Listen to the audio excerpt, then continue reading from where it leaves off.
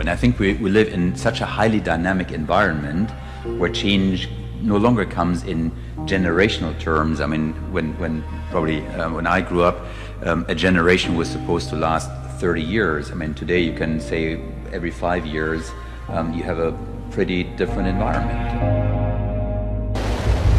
The message from North Korea was stark. But their missile program and technology keeps moving forward. When you add to it the other geopolitical tensions out there, what's going on in North Korea, what the Chinese are doing in the South China Sea, it's really trending pretty significantly in the wrong direction. Things cross borders with tremendous speed and tremendous volume, and the question is, how is the world going to contend with it? How is the world going to deal with various threats to either peace between countries or stability within them? Especially in the last 40 years, urbanization has been on such an unprecedented scale that scholars are now talking about planetary urbanism or ecological urbanism. Of course, there's the Agenda 2030, which is a whole other program which promotes open borders and redistribution of wealth. It's a whole program that they're trying to initiate, working not with states or governments, not working with states, working with cities. This means that the very nature, if you like, of the rural is also being urbanized in very complex and multifaceted ways. This is part of the agenda that the UN understands, that if we're going to take control of the world, we're not going to be able to take control of nations, we're not going to be able to take control of states, we have to take control of cities.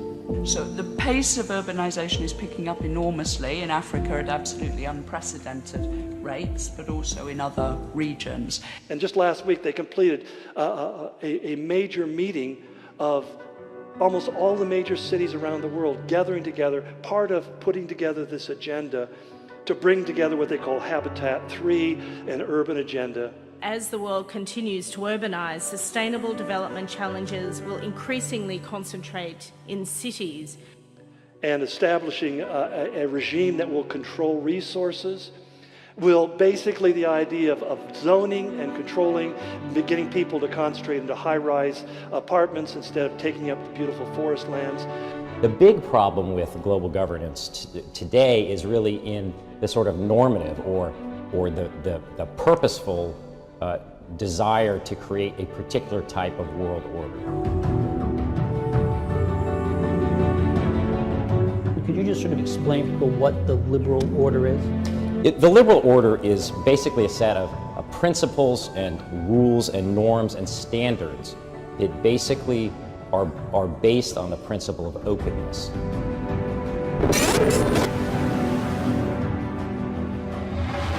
The agreement to live under a certain set of rules that everyone abides by. But when you were in the White House with George H.W. Bush in the first Gulf War, he talked about a new world order, a phrase that sounds infelicitous now.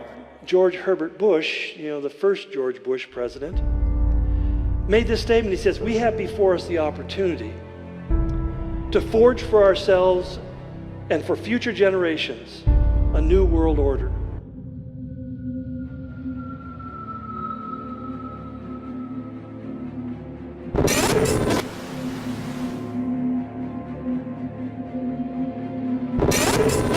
This is the first time embryo-like structures have been developed in laboratories using two types of stem cells. Now, this next level of genetic science is giving rise to so-called designer babies.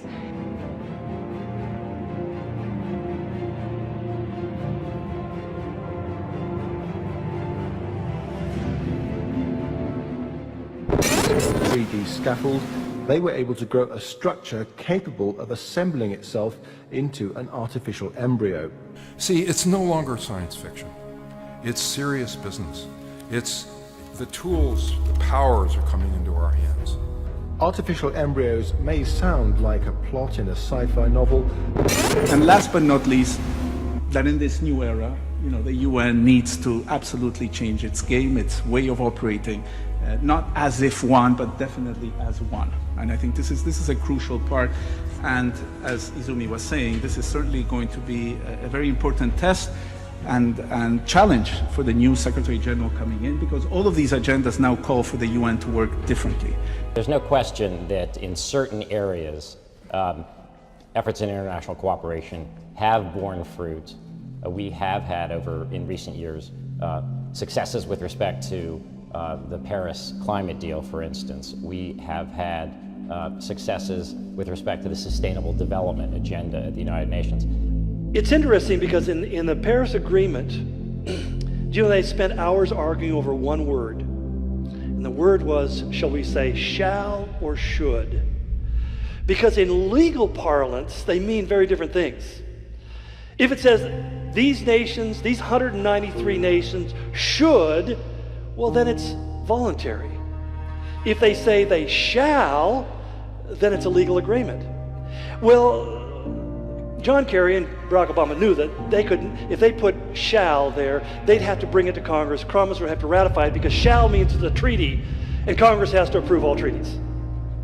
So what they did is they changed it and they put should on the opening statement. But every other single item in that agreement uses the word shall. So it's a hidden language of treaties. Iran has gone ahead and successfully test-fired a sophisticated Russian-made air defense system. Iran and Russia have recently increased their military cooperation. They are two of the most important players on the global stage. So there's certainly more overlap between Turkey and Russia than there was a few years ago.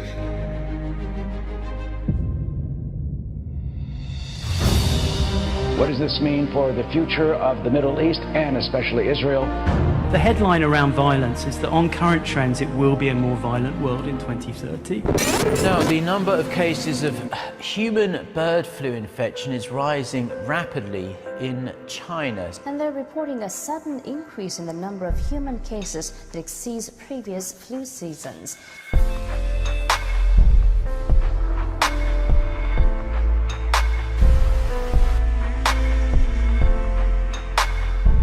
Really, the rate of emergence of these viruses is more rapid than the rate of urbanization or changes in poultry farming practices. So there's something else There's something going on. else.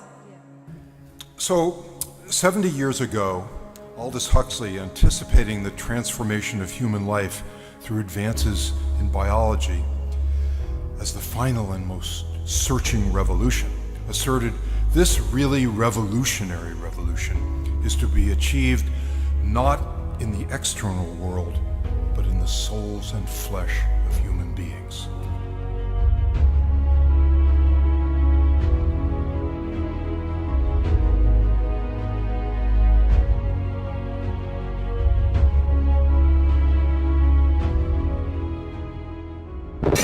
This holds great promise for advances in agriculture and animal studies and basic biomedical research and therapy, but opens fundamental questions about our role within the natural order and the use of these technologies in shaping the human future.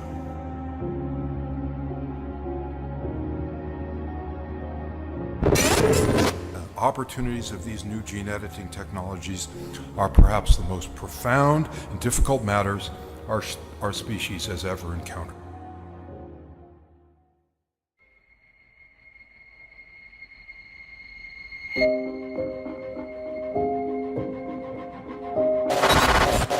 Together with advances in cytology, systems biology, bioengineering, and the great advances in computer sciences that are making all this kind of stuff possible, these together open unprecedented powers for exploring and constructively deploying the fundamental forces of living nature in the service of human life, in the service of the good of the planet.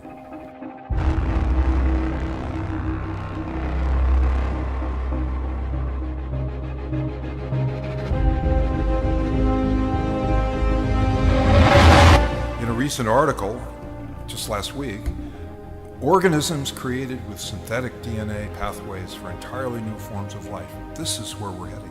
This is amazing stuff. More recently, some have raised the disturbing but strangely logical suggestion that since embryos left over from IVF are being used to obtain embryonic stem cells, Why not use them for projects that include their genetic alteration, implantation, and later extraction of their cells, tissues, and organs? This is just an extension of the argument that says they were going to die anyway, so why not gain something good from their life? Well, it's a strange moment in human civilization. There is wide recognition that our new gene editing tools are a threshold technology, an opportunity for us to re-envision and reorder our place and purpose within the natural world. The issues involved go beyond biology.